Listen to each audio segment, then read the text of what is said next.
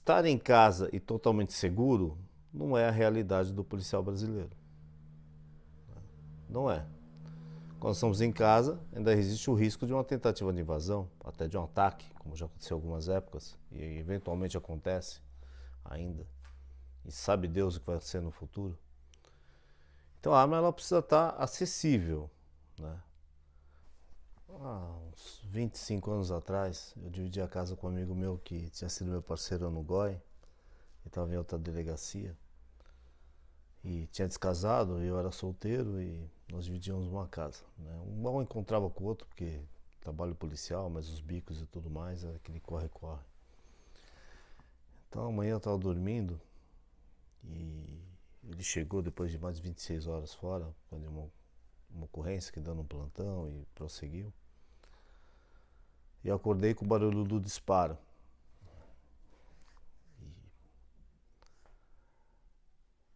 E aí foi aquele susto, né? Um disparo no quarto do amigo que dividia a casa.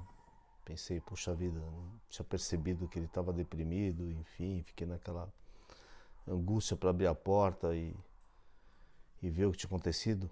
Outro disparo.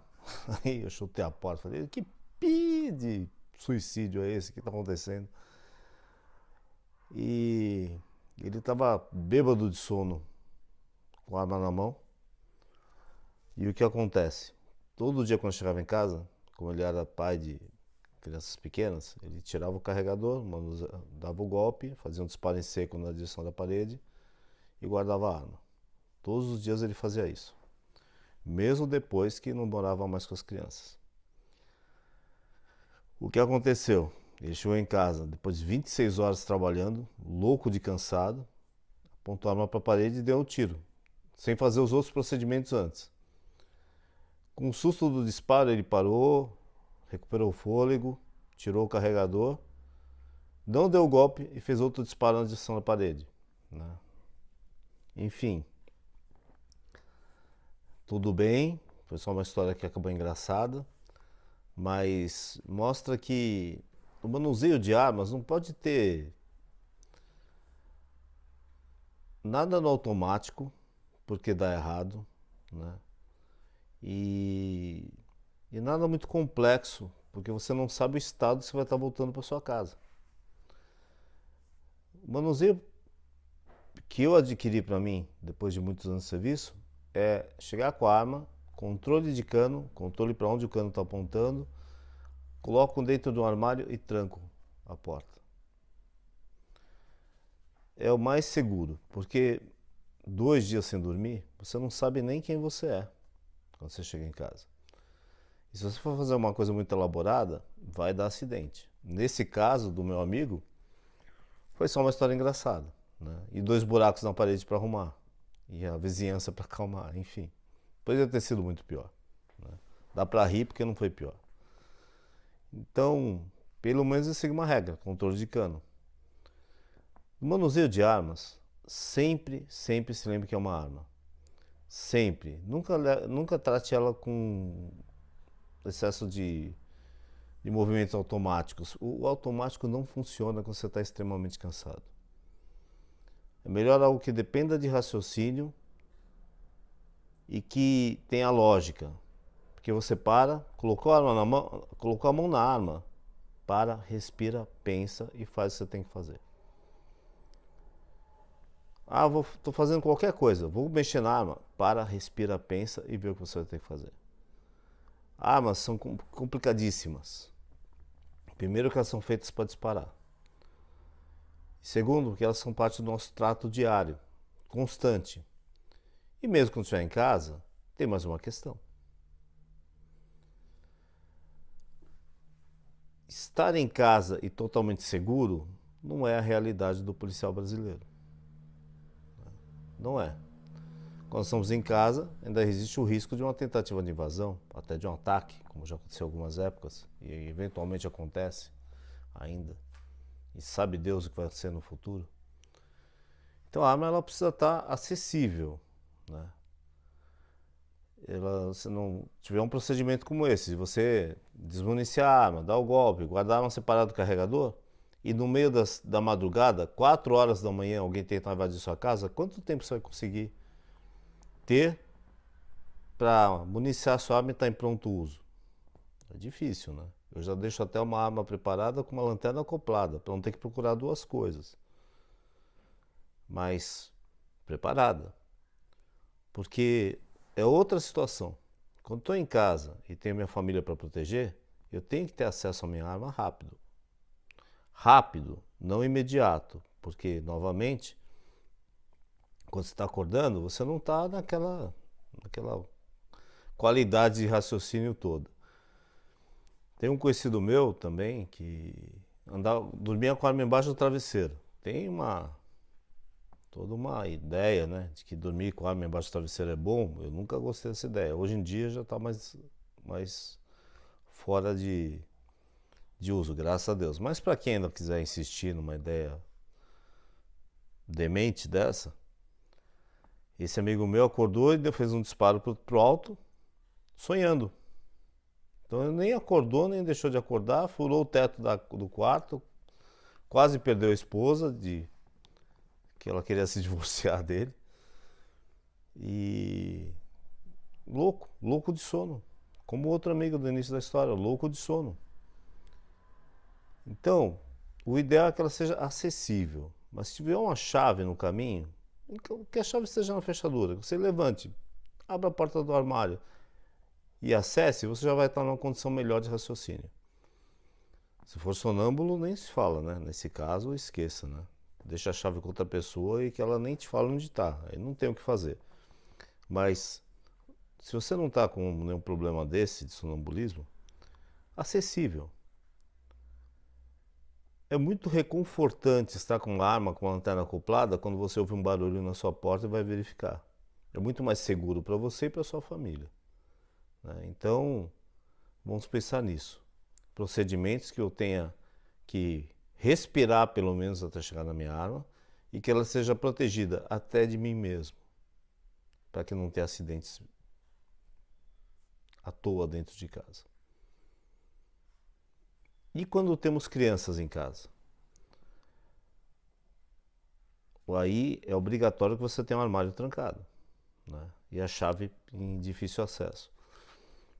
Todos nós já fomos crianças. O que é que nós não encontramos em casa? A criança encontra qualquer coisa dentro de casa. Esse é o perigo, né? Tem uma filosofia, uma linha de pensamento, que é melhor você desmuniciar a arma, mostrar para os filhos ela desmuniciada em condição de segurança, para que eles não tenham a curiosidade de tentar encontrar no meio da noite. Mas, com certeza absoluta, isso só deve ser feito com extrema observação, total cuidado e zero de acesso à munição. Aí você tira um pouco da curiosidade. Na nossa casa funcionou. Nunca houve uma curiosidade a mais sobre esse assunto, por enquanto. Mas mesmo assim, armário trancado. Porque crianças recebem crianças. Depois adolescentes recebem adolescentes. Nós estamos numa fase tão difícil com a questão da adolescência que nós não queremos que a nossa arma, uma das nossas armas, seja usada num atentado, em alguma coisa assim. Ninguém sabe quem entra na casa o tempo todo. Nós somos sujeitos a ter, entre as visitas dos nossos filhos e filhas, um jovem passando por problemas extremamente graves. Seja o que for, não pode acontecer com as nossas armas. Eu até tenho muita tristeza quando lembro que nessa época de dividir a casa com esse amigo meu, eu deixava as armas no meu quarto, que não tinha uma tranca e não tinha um procedimento diferente quando ele recebia as filhas, né? Isso é péssimo. Ah, tá no meu quarto fechado. Tá, mas não é suficiente, né? Nós estamos sempre com tantas atividades, tão corridos, tão atarefados, que às vezes o fato dos filhos estarem em casa não quer dizer que você vai estar acordado ou atento, né? Então, nós que temos essa... É muito comum na polícia, né? Dividir casas, por isso que eu estou falando isso. Dividir apartamento. Vai receber a visita de alguém com uma criança, com alguma outra pessoa, meus adultos. Tem mais pessoas frequentando a casa além dos policiais? Um armário com uma tranca, uma gaveta com uma tranca, uma dificuldade de acesso. Não esteja em acesso imediato, né? É muito importante isso. E nos relacionamentos também. É quase como se fala com criança. Tem curiosidade? Mostra desmuniciada. Acabou, acabou, não mexe mais na arma. O que acontecer com a sua arma é responsabilidade sua. Então quem manuseia nossas armas somos nós. Isso não deve ser terceirizado, não pode. Ninguém tem que querer ajudar demais a gente nessas horas. É você responsável pela sua segurança. Você, policial, responsável pela sua segurança e pela sua arma. Lembre-se disso. Impossível falar da segurança de armamento e não lembrar de tantas tragédias que já aconteceram, né? Com armas de policiais dentro de casa. Então, quanto mais for segura a maneira como nós lidamos com nossas armas, menor chance disso acontecer e, se houver, menor possibilidade de uma responsabilização nossa. Que o cumprir a obrigação de proteger a arma, isso me exime de muita coisa, né? E cada ser humano é um universo. Muita coisa pode acontecer, né? Então nós temos que ter sempre essa precaução. Quem nunca entrou numa festa e vê algum engraçadinho e falou: "Oh, posso ver sua arma?" Ele não quer ver, ele quer mexer, né? E muita gente fica brava quando você fala não. Simples, não? Ah, eu posso ver sua arma? Não. Ah, pô, mas eu manuseio armas, eu conheço armas. Esses são os perigosos, né? Os especialistas. Com certeza a resposta é não, né? Ninguém deve ter acesso às nossas armas. Isso é importantíssimo, né? Vamos tomar um cuidado extremo, porque depois que o acidente acontece, ou o fato acontece, não tem muito o que fazer, né? Além de curar as feridas ou enterrar os mortos. Então, precaução máxima, que esse assunto é muito sério. Nisso também falamos, como no início de outro vídeo, da frase marcante de Miyamoto Musashi: não colecione nem treine além do necessário com as suas armas. Serviço policial, nós temos que ter muito cuidado com as armas que temos. Hoje, pelo menos na Polícia Civil de São Paulo não é mais uma realidade, mas uma época nós tínhamos muito mais armas carga, 2, 3 armas carga cada um. E tinha gente que perdia. Se você não vai estar usando, não vai estar cuidando, não vai estar extremamente atento, não exagere no número, né? Eu sei que armas são muito importantes nas nossas carreiras, elas têm tamanhos e modelos diversos que servem para situações diversas, mas mesmo assim eu não devo ter sob minha guarda um número superior de armas que eu posso ter pleno controle. Não na carreira policial. Colecionadores mesmo é outra situação. Um colecionador é um colecionador, um policial é outra situação totalmente diferente. Policial colecionador, ele tem que mudar a chavinha. Hoje eu estou como colecionador, hoje eu estou como policial. Então, com a coleção eu lido com todas as normas que se tem para coleção de armas, são várias. E como policial, eu lido com as armas como tenho que lidar com as normas pertinentes a isso, né? E não devemos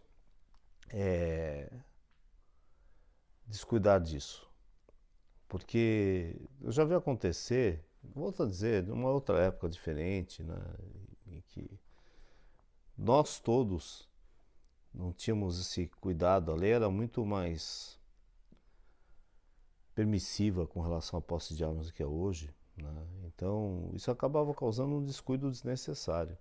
Então vamos nos precaver, né? Vamos todos tomar cuidado além do necessário, além do que é exigido, para que possamos ter uma vida mais tranquila. O que nunca pode faltar no manuseio com armas: controle de cano. É o que salvou esse amigo quando ele estava louco de sono, da história que eu contei. Ele fez em direção segura, né? O controle de cano ter sempre consciência para onde minha arma está apontando é o melhor procedimento que eu posso ter, porque se alguma coisa der errado, tá na direção certa, que é segura, né? Quando eu vou apontar para alguém é porque eu realmente tenho essa intenção e faço com que isso aconteça melhor, né?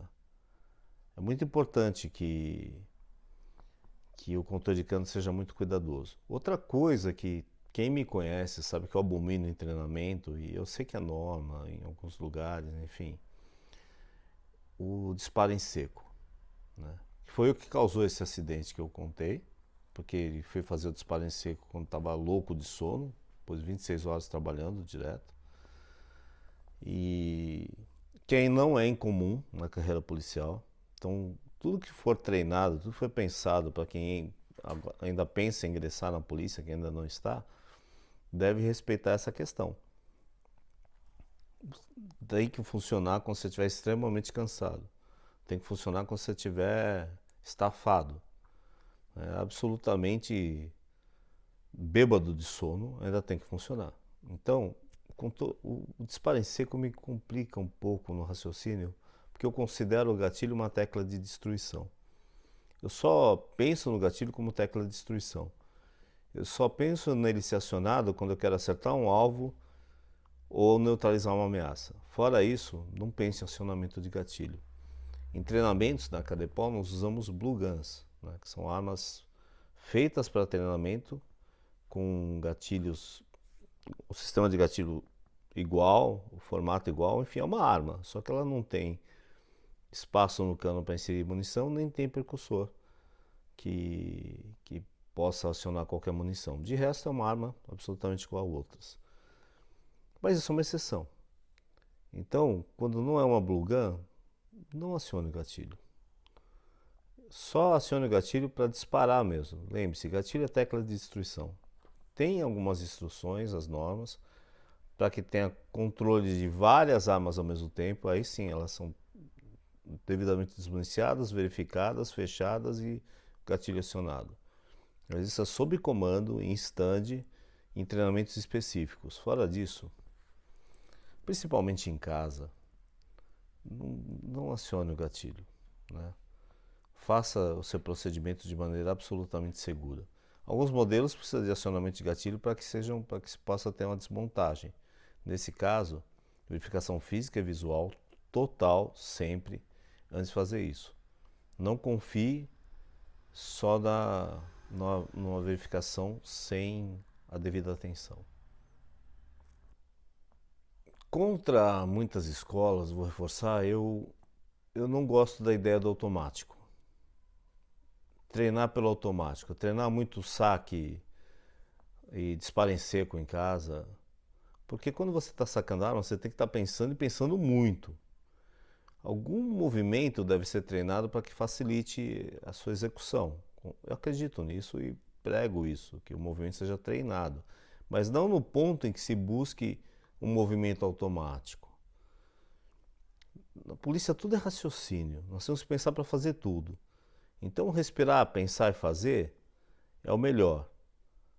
Então vamos treinar algumas coisas, mas sem muito automatismo. Às vezes a pessoa vem tanto no automático que ela tem dificuldade para se adaptar nos treinos. Quanto mais a realidade. A realidade não é automática, a realidade não é previsível. As possibilidades são infinitas. Então, em todo movimento que eu treinar, treinem o saque, treinem o manuseio, treinem os disparos com certeza absoluta, mas não deixem de raciocinar sempre. Se você deixar de raciocinar no cenário, provavelmente você vai ter um problema muito grande. Então, raciocínio sempre, para que você sempre tenha total noção do que você está fazendo, porque os próximos passos vão decidir em um confronto, em um tiroteio, se você vai sobreviver ou não, se você vai ser preso ou não. Então, raciocinem o tempo todo. No stand de tiro, policiais, raciocinem o tempo todo. Porque a encrenca num tiroteio acaba muito depois do último disparo. E começa muito antes também. Então, quanto mais eu raciocinar, mais segura vai estar a minha vida. Esse conteúdo é muito importante. Então, por favor, divulguem para os amigos, compartilhem com seus amigos e amigas. Vamos tornar nosso procedimento mais seguro.